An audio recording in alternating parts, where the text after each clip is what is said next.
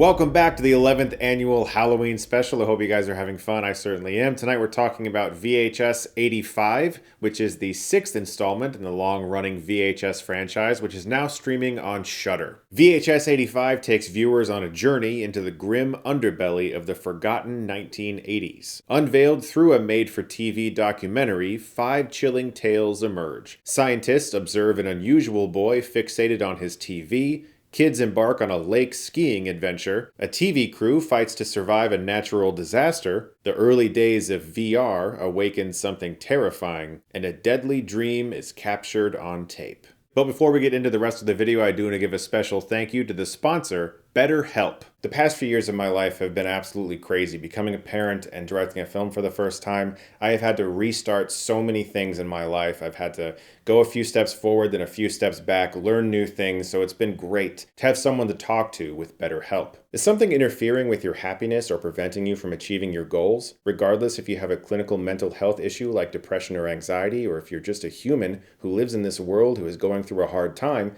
therapy can give you tools to approach your life in a very different way. BetterHelp's mission is to make therapy more affordable and more accessible, and this is an important mission because finding a therapist can be really hard, especially when you're limited to the options in your area. BetterHelp is a platform that makes finding a therapist easier because it's online, it's remote, and by filling out a few questions, BetterHelp can match you to a professional therapist in as little as a few days. It's really easy to sign up and get matched with a therapist. The link in my description below is betterhelp.com/Chris Stuckmann. Clicking that link does support my channel, but it also gives you 10% off your first month at BetterHelp, so you can get connected with a therapist and see if it helps. And you can easily switch to a new therapist at no additional cost without stressing about insurance, who's in your network, or anything like that. So if you're struggling, consider online therapy with BetterHelp. That link in my description is betterhelp.com/Chris Stuckmann, and once again, that's 10% off your first month. Thank you so much to BetterHelp for sponsoring this video.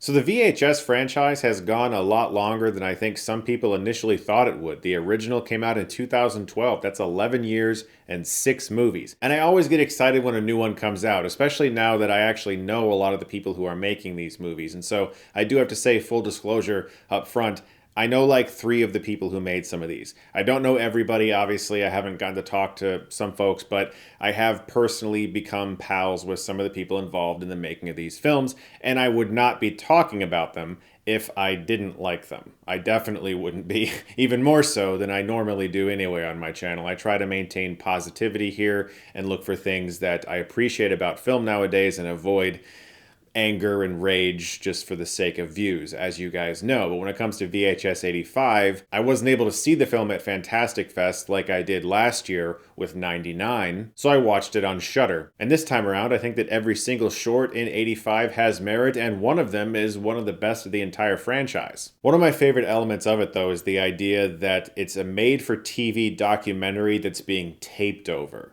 And so, in between each short, you get small segments of this very odd documentary that seems to showcase scientists observing a blob that may or may not be slowly transforming into something. And they're taking notes and they're doing tests and they're trying to figure out what it is while showing it television. I found that not only really fun, but extremely authentic. I was getting major flashbacks to really cheesy, corny documentaries and math videos and social studies videos that I was shown in school when I was a kid. Those were always my favorite days whenever they wheeled out the TV. You knew, okay, this is going to be a nice, fun class. They're just going to show us videos. This is going to be great. They turn off the lights, and then you watch these really strange videos that were filled with warped music because the VHS tracking was bad, wooden, almost robotic narration, and very basic early graphics and computer effects.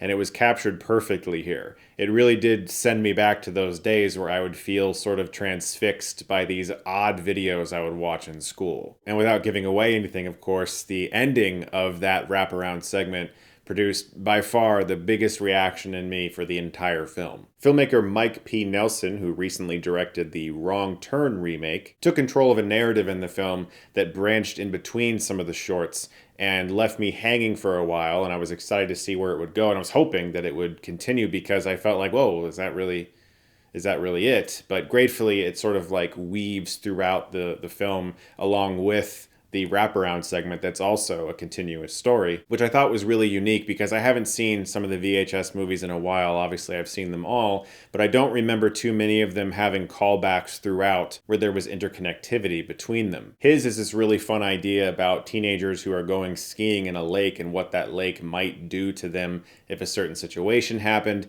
and it leaves you in a place where you're like, okay, I guess that's it. And I won't lie, I was sort of like, oh, really? But once you actually sit through the movie, you start to get answers, and the movie asks you to be patient about that. And I like that it rewarded me for that patience, because eventually we witness a different vantage point of that situation. Gigi Saul Guerrero helmed the segment called God of Death, which is about this TV crew surviving a natural disaster. And for a lot of it, it does feel like what would happen if a sort of low-rent TV crew got caught in the middle of a really terrible earthquake. And it was actually quite claustrophobic because they have to crawl through this underground tunnel while everything's collapsing under them. But of course, in classic VHS style, it's not just an earthquake, there are some other things going on as well. And I thought hers was really effective. Natasha Kermani, who helmed Imitation Girl and Lucky, directs a segment that's sort of about performance art. There's a woman who's putting on a show in front of a crowd that's about the god of technology, and she's using very early VR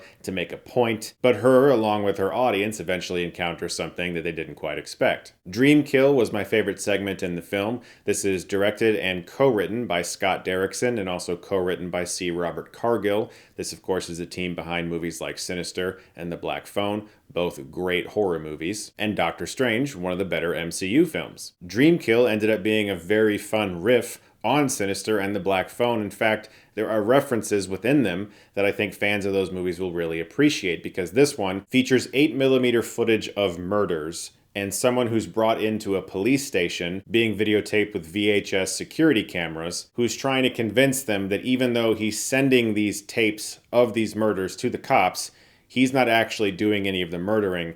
There's something far crazier going on, which I won't spoil because I think it's really fun. What I really loved about this segment is that it found a way to break the rules of the confines of the VHS franchise. All of them have to take place in some way, shape, or form from this found footage perspective, usually leaning towards VHS. There have been a few in the past that broke those rules. Adam Wingard's in VHS 2 had a camera inside of an eyeball or something like that, if I'm remembering that correctly. But for the most part, especially with these VHS movies that have years in the title, they have to follow a set of rules.